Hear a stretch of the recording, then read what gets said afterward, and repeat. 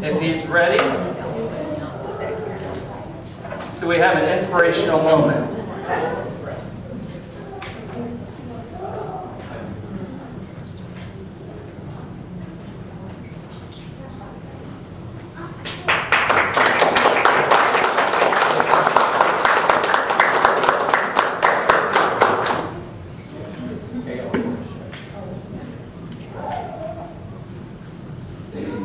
Today's inspirational moment is coming out of Psalm 15:4, which reads, "A righteous man will keep his oath even when it hurts."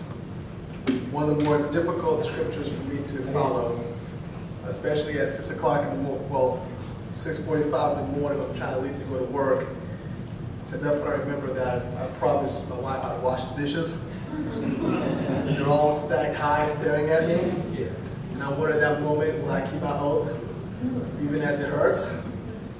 I do it about 80% of the time. My wife is a good forgiver. But this is a good scripture for this event because we're celebrating 60 years of a club's existence. Many of you are aware of the Toastmasters Promise.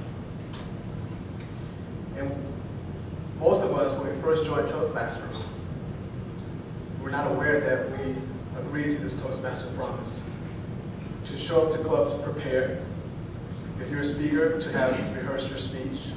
If you're an evaluator, to have contacted the speaker to know what they want to be evaluated on to give your best job. To show up at a meeting. It gets very hard to keep our oath for Toastmasters. There are many times I feel like staying home rather than going to a Toastmasters meeting.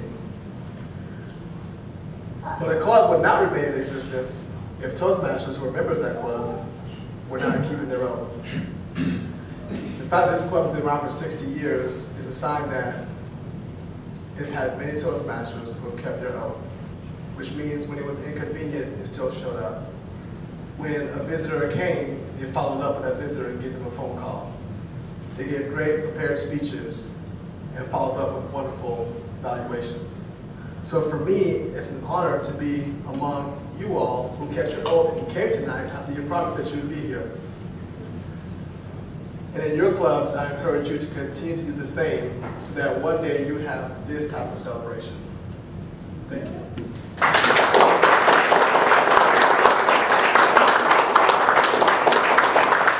Thank you very much, Gene. Tremendous job.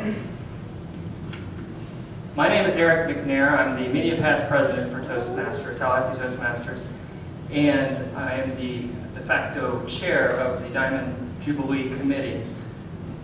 And I was asked to organize this event. This is about probably a year in the making and planning, so I would really give you a warm welcome for being here. The purpose of the evening is to celebrate our 60th year of being a Toastmaster Club. For those of you who are not familiar with the Toastmaster organization, I will give you a very brief summary. The Toastmaster International Organization can be traced back to October 22nd, 1924 in Santa Ana, California, in the basement of a YMCA. The educational director at the time, Ralph C. Smedley, saw a need for the boys to come together and learn to, quote, train in the art of public speaking and in presiding over meetings. Today, there are more than 13,000 clubs and more than 270,000 membership in over 116 countries. So I'd say Dr. Smedley did quite a good job. Throughout the years of membership of Toastmasters, there have been various people at various walks of life, various stages in their professional career. We've had some that have retired and still maintain their membership, and then some that continue to persist in their career. But all people join Toastmasters for a common purpose, to improve their public speaking skills and leadership skills. As the first Toastmaster Club in Tallahassee and the second club chartered in the state of Florida, the Tallahassee Toastmaster Club is a trailblazer in its own right. Our club was chartered on August 7th, 1952. The charter membership consisted of 25 men from the community, which includes Carl Adams, E.C. Allen, Gene Berkowitz, Bert Bohr, John Brown, Ed Dillon, Dr. Robert Ellman, Lee A. Everhart, Edwin Fleet, Dr. Robert Greenberg, James Gwynn, Paul Hartsfield, Roger Heiss, Walter Kehoe, George R. Langford, Bob Lauer, Dr. Robert E. Lee, Frank Lewis, Larry Murray, Bob Raffnell, Salvador Ramos, Jim St. John, Paul Skelton, C.E. Taylor, B.B. White. Ladies and gentlemen, please join me in a round of applause as we recognize the accomplishments of these individuals and our great partners.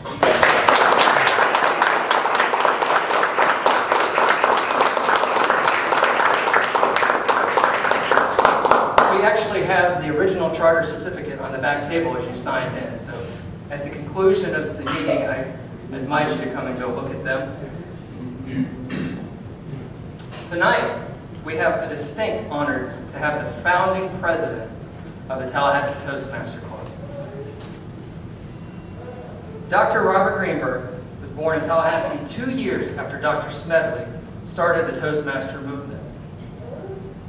He is class of 1941 graduate of Leon High School and a class of 1945 graduate of the University of Florida.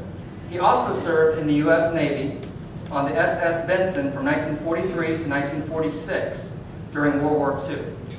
In addition to organizing and serving as president of the Tallahassee Toastmasters Club, he's impacted the community in a variety of ways, including serving on the Medical Advisory Committee to the Department of Highway Safety, being the co-founder and the first president of the Tallahassee Urban League, serving as a member of the Tallahassee Humane Relations Council, serving as the past president, Tallahassee Torch Club, serving as one-time commissioner of Boy Scouts, being an original member of the Red Feather Association, which later developed in the United Way Association.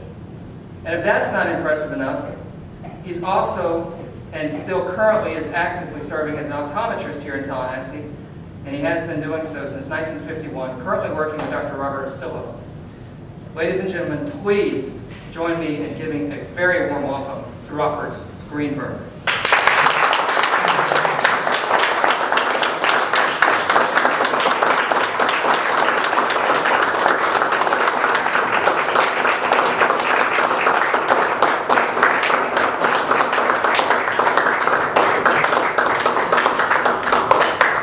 Eric, I don't know who you were talking about, but none of us be proud. And by the way, I'm going to put you in my will as the chief eulogist for my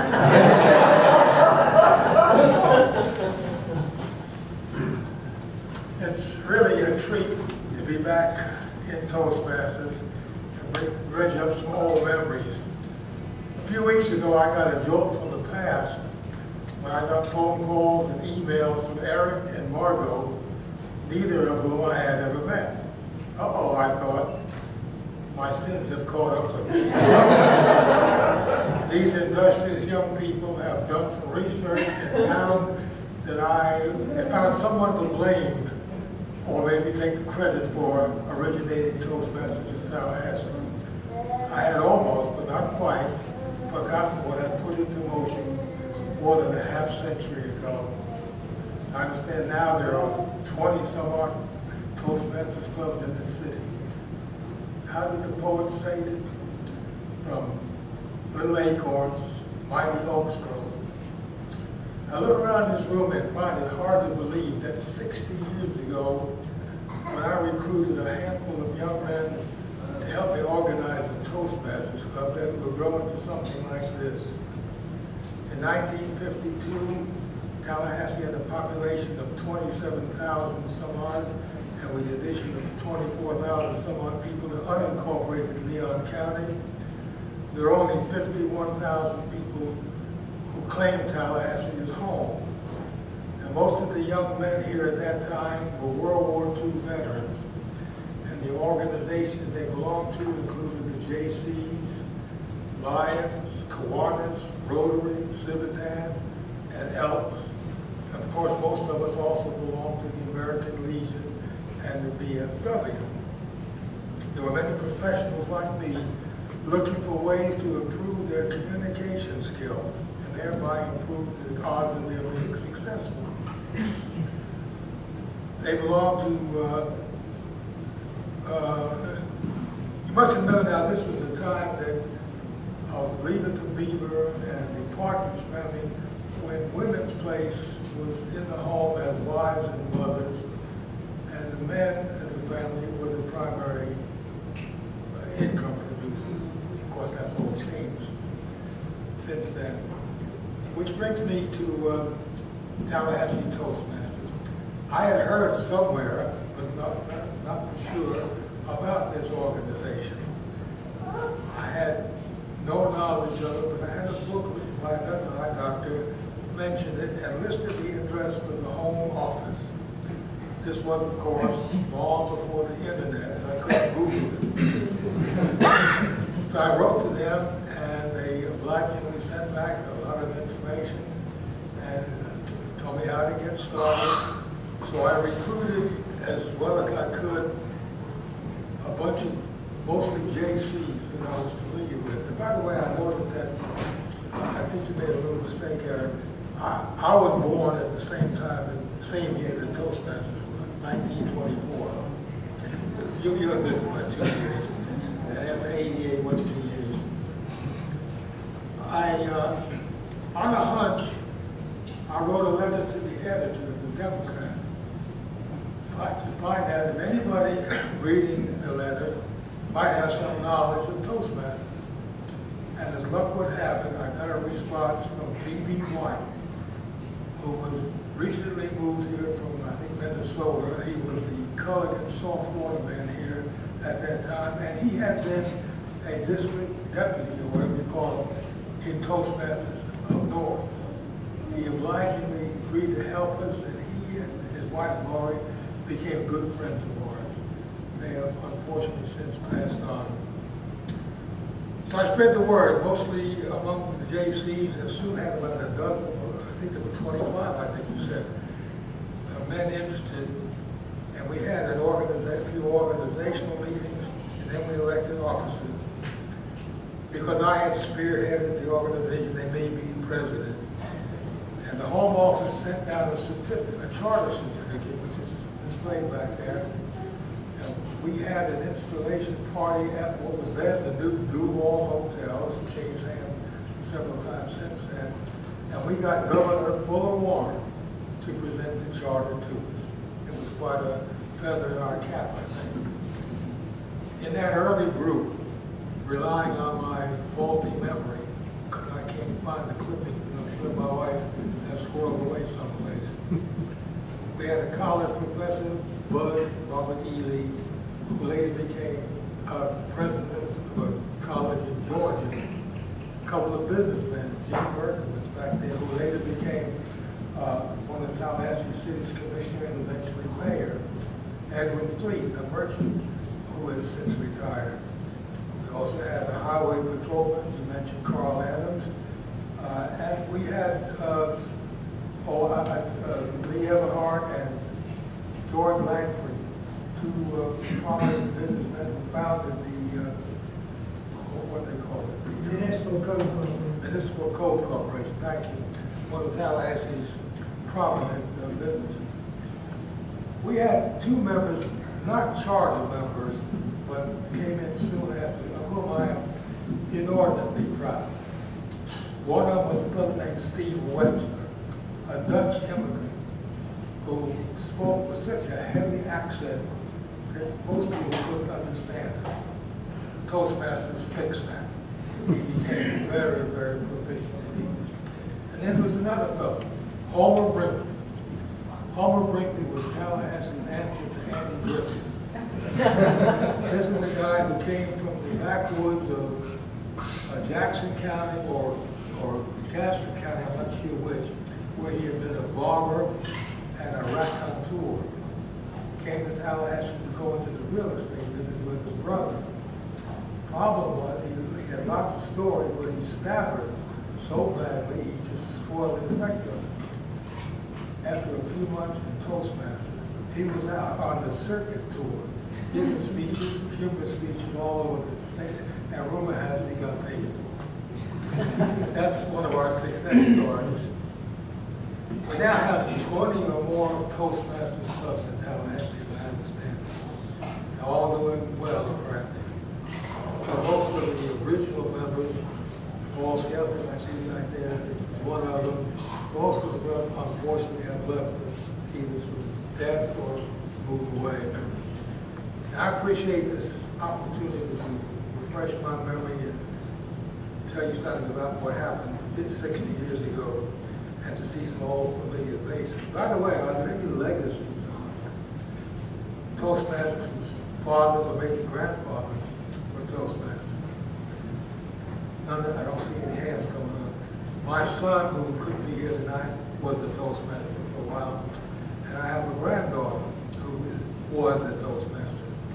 Unfortunately, a lot of people don't stay in the club as long as they should. Perhaps they should. They have other things to do, I guess. Of all the things that I've had a part of doing in this hometown, and Eric mentioned some of them, I can't think of anything that I have done more for the individual participants than this fine organization.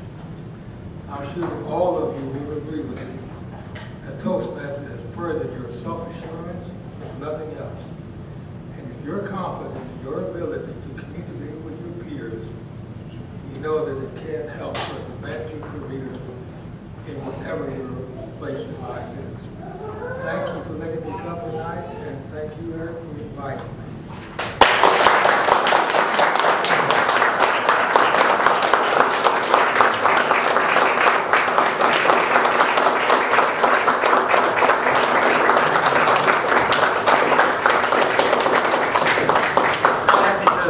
Wanted to recognize you, just a small token of appreciation for the time that you took, and we present you this small token. Well, thank you.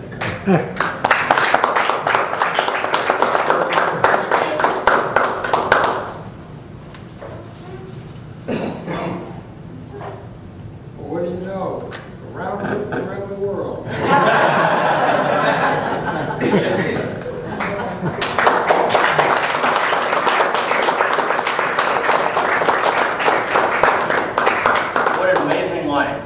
And it's still not over. How about that? And I hope that my memory is just as good when I get to be 88 years young. That's because he had it written down. And he had a little bit of prep time. I'd also like to take time to recognize half the people that are also Gene Berkowitz and the other is Paul Skelton. If you could please stand as well, I'd really like to recognize you guys.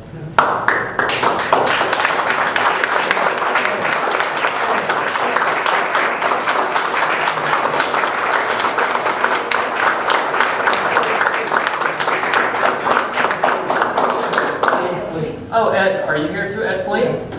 Yeah. Okay. Would you stand as well? I'm sorry.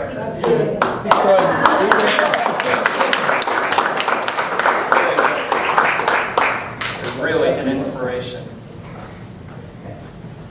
To give you guys some perspective, I wanted to do a little bit I did some digging because I just really wanted to put myself back in 1952.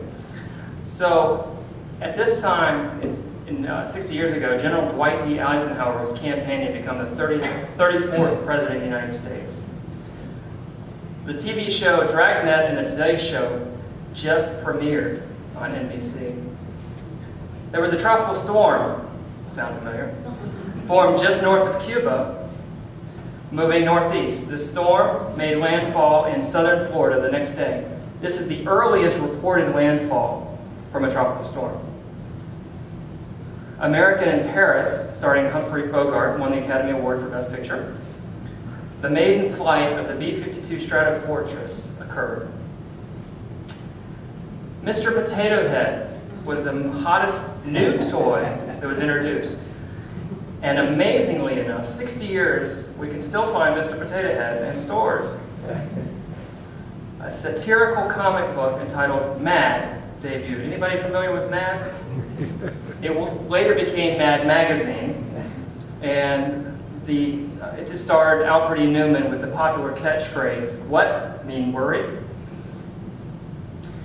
Those were just a little bit of tidbits of history. At this time, we're going to close here in a minute, but at this time I'd like to invite all of you in the audience who are currently a Toastmaster or a past Toastmaster to please rise. Okay. Wow, that's awesome. Okay, so let's announce, what I'm going to do is I'm going to announce a category.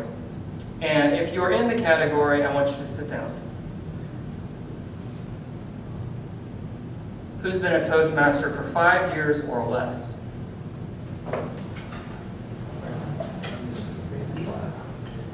Five to 10 years.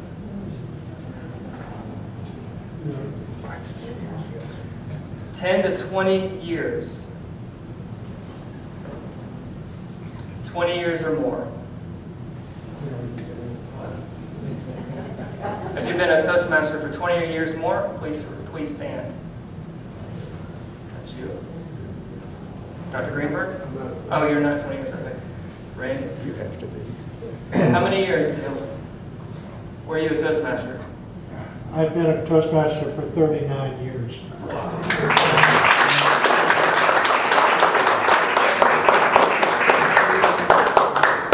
Well, 25 years when I moved